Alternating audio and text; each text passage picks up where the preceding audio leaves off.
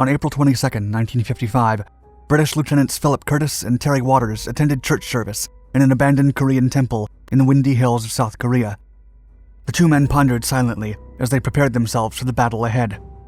Their regiment had been appointed to hold the line at the Imjin River at any cost, and they knew that if the front was breached, Seoul would fall again.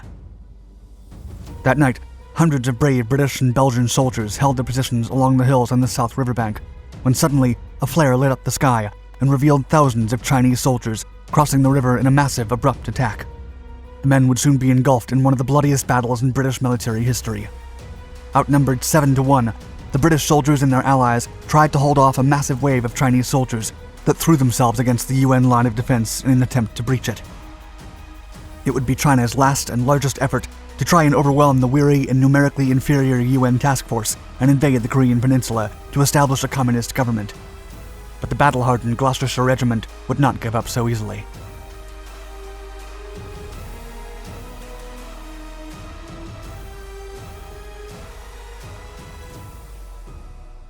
The conflict.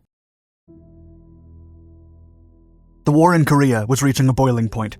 What started as a struggle between communist North Korea and democratic South Korea had evolved into a violent proxy war involving China, the Soviet Union, the United States, Britain, and a dozen UN countries. By 1950, China had entered the conflict, and it had conquered practically all the peninsula and cornered the UN troops in the port city of Busan.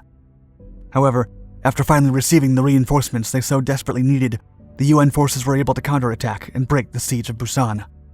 The UN task force then took Seoul and pushed the Chinese and North Korean troops back through the 38th parallel north. Still, the victory was short-lived, as a massive Chinese counteroffensive soon pushed back and captured the southern capital once more.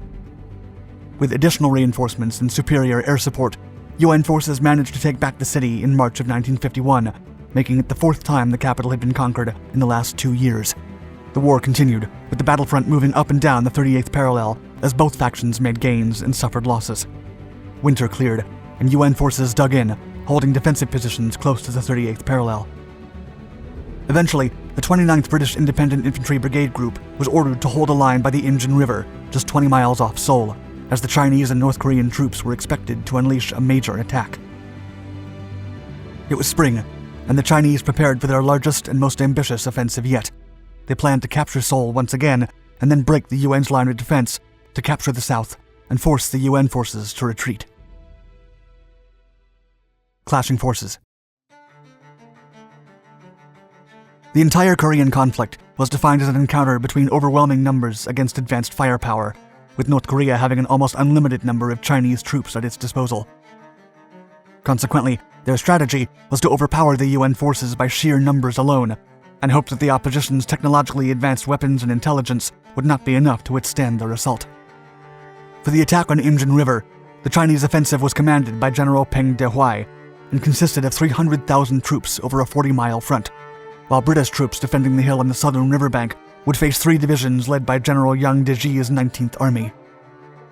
On the other hand, British forces were made up by the 29th British Independent Infantry Brigade Group, commanded by Brigadier Tom Brodie. The brigade was composed of the 1st Battalion, the Royal Northumberland Fusiliers, the 1st Battalion Gloucestershire Regiment, commanded by Lieutenant Colonel James Carn, and the 1st Battalion, the Royal Ulster Rifles, and their attached Belgian battalion.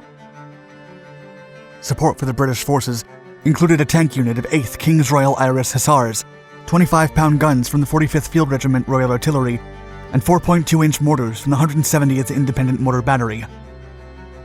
The positioning of the 29th Brigade's battalions was weak and thinly spread across several hills.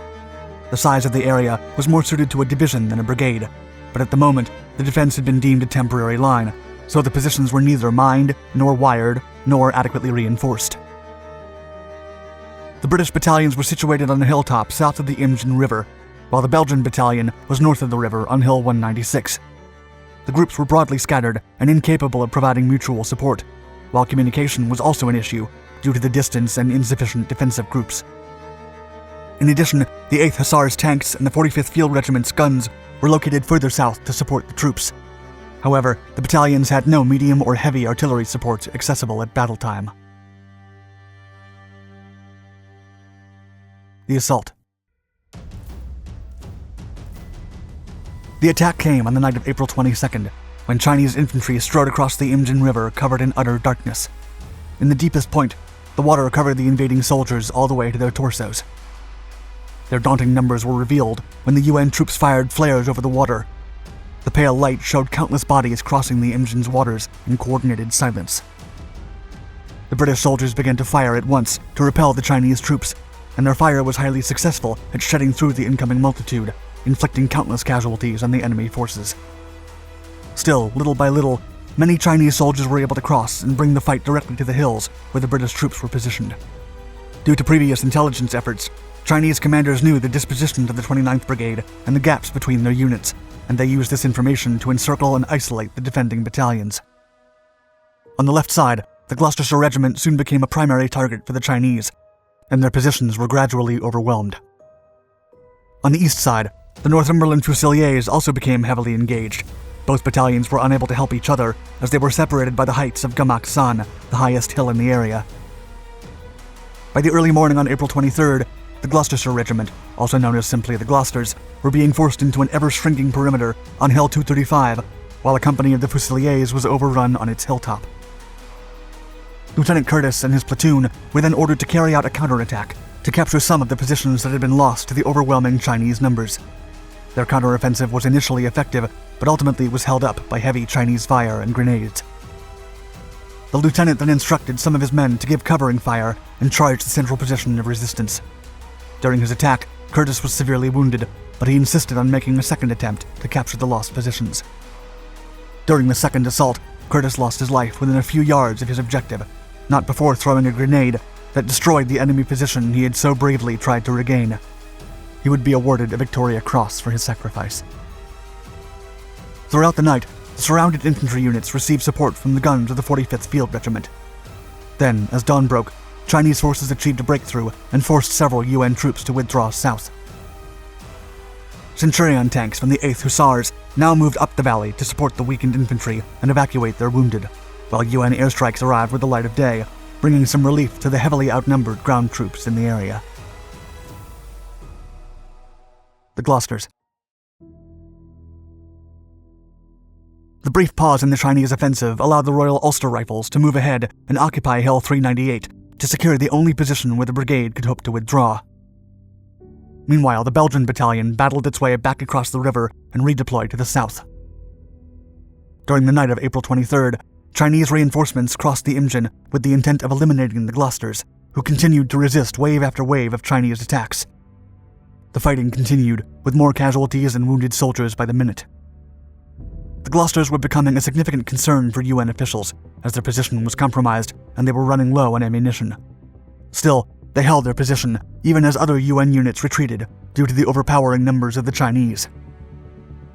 On April 24th, an effort was made to reinforce the Gloucesters, but it proved a disaster.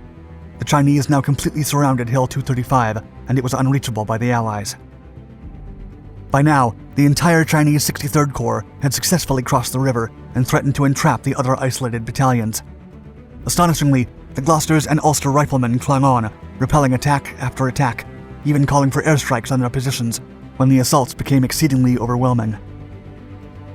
After 2 days of relentless fighting, the order was given to withdraw, and the weakened and depleted battalions fled across Route 11, which was under enemy fire.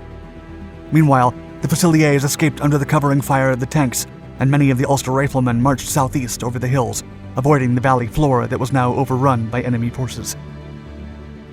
The withdrawal was slow and uncoordinated, and the tanks had to be used to retrieve many of the wounded soldiers.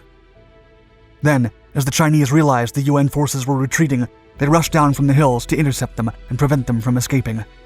The Chinese inflicted numerous casualties in the retreating UN forces, but they could not stop their withdrawal. By now, only the Gloucesters remained put, unable to escape. With no way to go, they were given permission to break out, but most were captured and taken as prisoners of war. Lieutenant Terry Waters became a prisoner of war after being captured with many other Gloucester members. They were tortured and forced to starve before tempting them with much better conditions if they revealed details of the UN's forces. Most, including Waters, refused. The lieutenant would pass away in prison and would later receive a George Cross for his sacrifice. Although they withdrew at the end of the battle, the 29th British Independent Infantry Brigade held the line for enough time for reinforcements to arrive. The Chinese then sent all the troops they could to overwhelm the UN's defenses, but they could never break the line. The brigade had lost over a quarter of its strength, suffering 1,091 casualties, including 622 Gloucesters. Chinese losses were estimated at 70,000. The 29th Brigade's heroic stand at the Imjin River was crucial in the outcome of the war. By the time they retreated, they had bought sufficient time for the UN forces to regroup and block the Chinese advance in Seoul.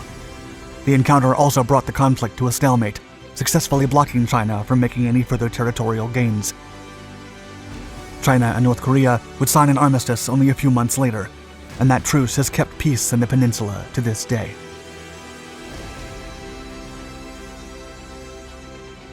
Thank you for watching my video. If you enjoyed it, please give us a like, and consider subscribing to all of our Dark Documentaries channels for more thrilling history-inspired stories. And hit the bell icon to be notified of all our newest content. Stay tuned.